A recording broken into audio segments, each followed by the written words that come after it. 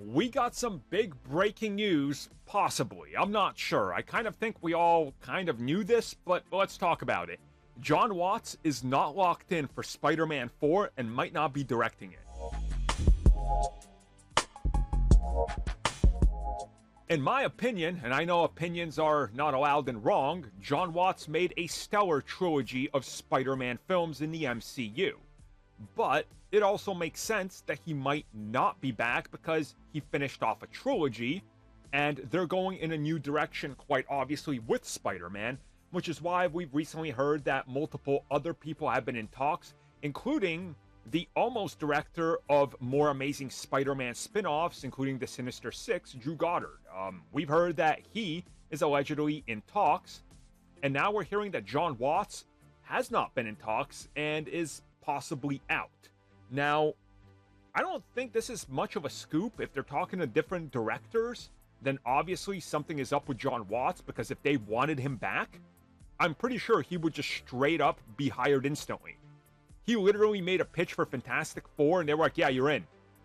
So if he wanted Spider-Man 4, there's no doubt in my mind they would be like, yeah, you're in. Start working on it. But clearly something has changed. My guess is he wants to go do a couple other projects, maybe get a big pay increase, maybe do something else, maybe tackle some other characters, not just Spider-Man.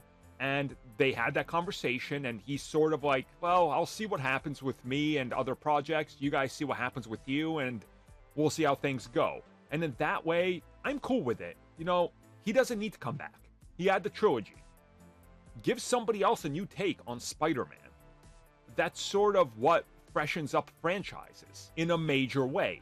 Imagine if Aliens would have been directed not by James Cameron, but also by Ridley Scott.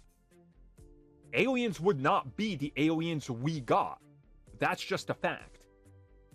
And imagine if Alien 3 was directed by either of them and not the final version we got, which still I don't hate, but it is what it is, right? Again, completely different films. Sometimes you got to take that risk. Other times, maybe you got to play it safe. I think Marvel Studios, in my opinion, should take a major risk with Spider-Man 4. I mean, my theory for what Spider-Man 4 should be would probably get me kicked out of every single pitch meeting and locked away from anything if they were ever to take a pitch meeting with me. But hey, that's just my take on it, right? And I don't want to talk about what that is right now because it would be another long-form video. But I personally feel that going with a new direction for the entire trilogy that's coming up with a new director is the smart and optimal choice.